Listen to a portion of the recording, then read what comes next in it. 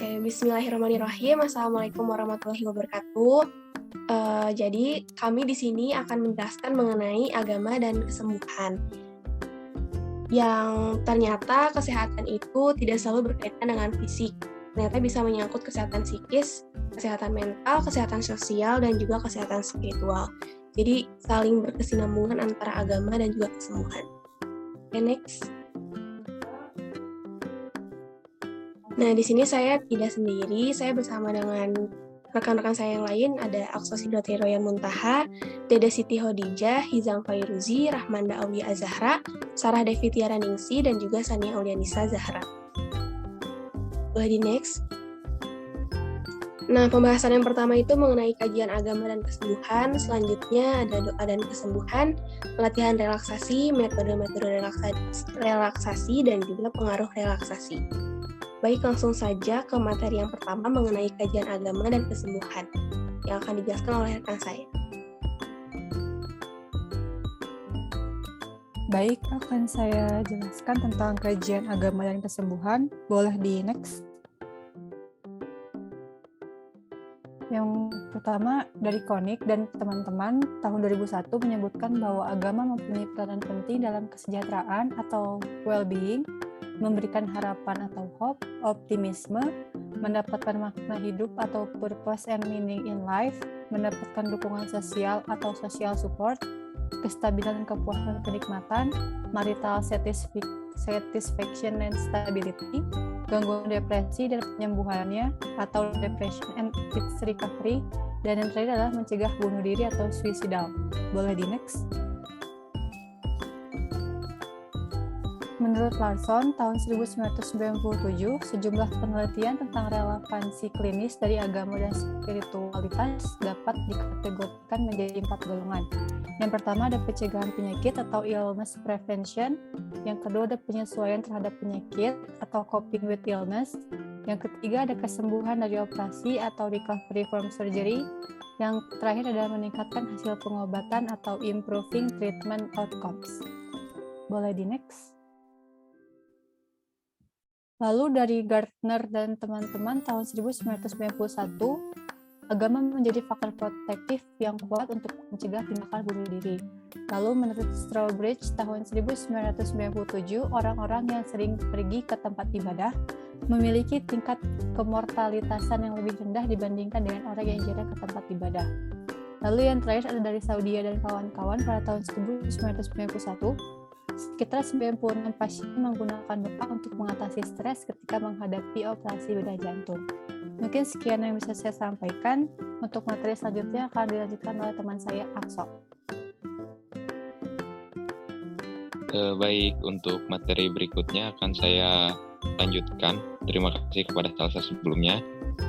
Menurut Busti tahun 1996, doa secara positif berpengaruh terhadap berbagai macam penyakit, misalnya tekanan darah tinggi, luka, serangan jantung, sakit kepala, dan kecemasan.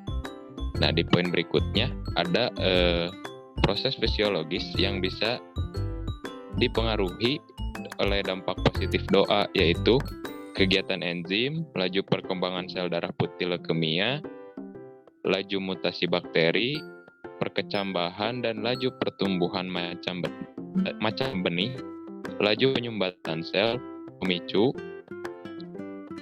laju penyembuhan luka gondok dan tumor, waktu yang dibutuhkan untuk membangun dari efek pembiusan total, laju hemolisis sel darah merah, dan kadar hemoglobin. Nah, menurut dosen sendiri, bukti tersebut saya dapat menyimpulkan bahwa saya akan mendoakan pasien-pasien saya.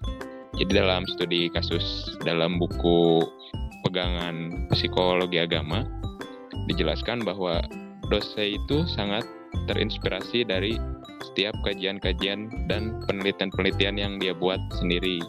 Salah satunya yaitu adalah efektivitas doa untuk kesembuhannya para pasien.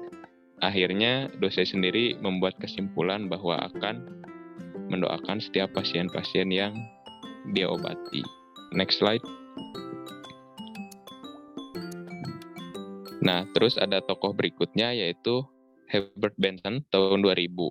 Ketika seorang terlibat secara mendalam dengan doa yang diulang-ulang atau repetitive prayer, ternyata akan membawa perubahan fisiologis, antara lainnya berkurangnya kecepatan detak jantung, menurunnya kecepatan nafas, menurunnya tekanan darah, memperlambat gelombang otak, dan mengurangi proses metabolisme secara menyeluruh. Nah, Benson juga menyatakan bahwa hal ini tuh dipengaruhi oleh relaksasi respon dari adanya mekanisme respon relaksasi, dan itu tuh menjadi dasar bagaimana si kesembuhan itu muncul gitu. Dan ada beberapa quotes yang bisa dibaca dari Herbert Benson, dan mungkin ini juga mengingatkan dari beberapa pengalaman kita lah ya, yang punya spiritual experience gitu, bahwa seberapa berpengaruhnya doa terhadap diri kita gitu. Salah satunya mungkin ketika kita sedang kondisi emosional, seringkali diingatkan untuk beristighfar gitu. Mungkin kita juga tidak menemukan solusinya dengan beristighfar gitu, tapi juga yang konteks yang jelasnya yang bisa didapat yaitu ketenangan, sama seperti yang dijelaskan Herbert Benson gitu ketika dalam konteks repetitive prayer gitu. Kayak detak jantungnya melambat, menurunnya kecepatan nafas, menurunnya tekanan darah, terus melambatnya gelombang otak, dan pengurangan menyeluruh proses metabolisme. Seperti itu. Untuk poin berikutnya akan disampaikan oleh rekan saya Rahman Daul ya. Baik, materi selanjutnya akan saya sampaikan. Yang pertama di sini ada survei dari National Institute for Healthcare Research tahun 1997 di Amerika, menunjukkan bahwa 70% dari populasi yang diteliti membutuhkan spiritualitas, mereka dilayani sebagai bagian dari pelayanan medis. Poin kedua, di sini dijelaskan bahwa survei lain menghasilkan 91 dokter melaporkan bahwa pasien mereka meminta bantuan spiritual dan kerohanian untuk membantu kesembuhan penyakit. Mungkin sekian dari saya, akan dilanjutkan oleh rekan saya, Sarah Devi. Baik, berikutnya yaitu latihan relaksasi, di mana latihan relaksasi ini merupakan suatu bentuk latihan untuk menenangkan diri, menghilangkan ketegangan baik berupa fisik maupun psikis yang banyak diterapkan. Boleh di-next?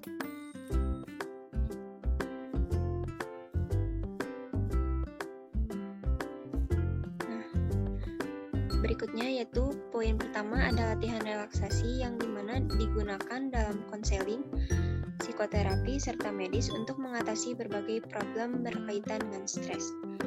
Kemudian Bansos pada tahun 2000 mengatakan bahwa latihan relaksasi ini menunjukkan bahwa respon kesehatan serta proses kesembuhan dari suatu penyakit. Latihan relaksasi ini dapat menurunkan denyut nadi dan tekanan darah, pernapasan menjadi lebih teratur, dan otot-otot menjadi kendor dan akan membawa ketenangan pikiran. Kondisi semacam ini akan dapat membantu proses kesembuhan pasien, di mana latihan relaksasi saat ini sudah banyak diterapkan dalam bidang kesehatan maupun pendidikan, di mana efek konsentrasi dan ketenangan pikiran akan menghasilkan latihan relaksasi yang ternyata bermanfaat dalam proses belajar maupun mengajar bagi kreativitas siswa maupun kreativitas guru. Latihan relaksasi ini berkaitan dengan sistem yang dimana disebut dengan sistem syaraf pusat dan sistem syaraf otonom. Baik, berikutnya akan dilanjutkan oleh rekan saya, Tatskia. Baik, di sini saya akan menambahkan apa yang sudah disampaikan oleh Sarah sebelumnya. Jadi, proses kerja dari latihan relaksasi banyak berkaitan dengan susunan sistem syaraf. Nah, seperti yang diketahui bahwa sistem syaraf manusia itu terdiri dari sistem syaraf pusat dan sistem syaraf otonom. Sistem syaraf pusat itu mengendalikan gerakan-gerakan yang dapat disadari atau dikontrol. Misalnya itu seperti gerakan kepala, gerakan tangan, gerakan kaki, leher, badan, dan sebagainya. Nah, sementara itu sistem syaraf otonom berfungsi mengendalikan kegiatan-kegiatan yang sifatnya otomatis dalam tubuh. Misalnya seperti detak jantung, pernafasan, sistem pencernaan, dorongan seksual, dan sebagainya. Sistem syaraf otonom ini mempunyai dua macam subsistem yang disebut dengan sistem syaraf simpatis dan sistem syaraf parasimpatis. Nah, kedua macam sistem syaraf ini tuh mempunyai cara kerjanya masing-masing. Sistem syaraf simpatis itu memacu fungsi kerja alat-alat tubuh jika tubuh menghadapi situasi tertentu. Misalnya itu dalam kondisi yang menegangkan, maka detak jantung kita akan menjadi meningkat, terus pernafasan menjadi cepat, muncul keringat dingin, atau mengalami gangguan pencernaan. Bahkan dalam kondisi stres, fungsi seksual bisa menurun. Nah, sementara itu fungsi sistem syaraf parasimpatis menurunkan fungsi sistem tubuh yang dinaikkan oleh sistem syaraf simpatis dan meningkatkan fungsi sistem syaraf yang menurun. Nah, dalam kondisi normal, kedua sistem syaraf ini bisa berfungsi secara bergantian. Dalam menghadapi situasi yang menuntut aktivitas, individu akan lebih banyak menimbulkan ketegangan fisik maupun psikis, maka sistem syaraf simpatis yang berfungsi.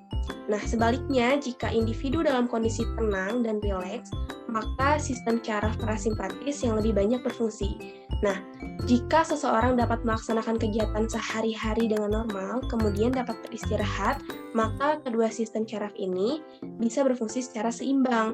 Maka dari itu, latihan relaksasi yang dapat memacu sistem syaraf parasimpatis dapat menjadi penyeimbang dari kegiatan rutin sehari-hari yang banyak memicu sistem syaraf simpatis. Mungkin itu yang bisa saya sampaikan. Selanjutnya akan disampaikan oleh Dede Siti Khadijah. Pada Dede, saya persilahkan.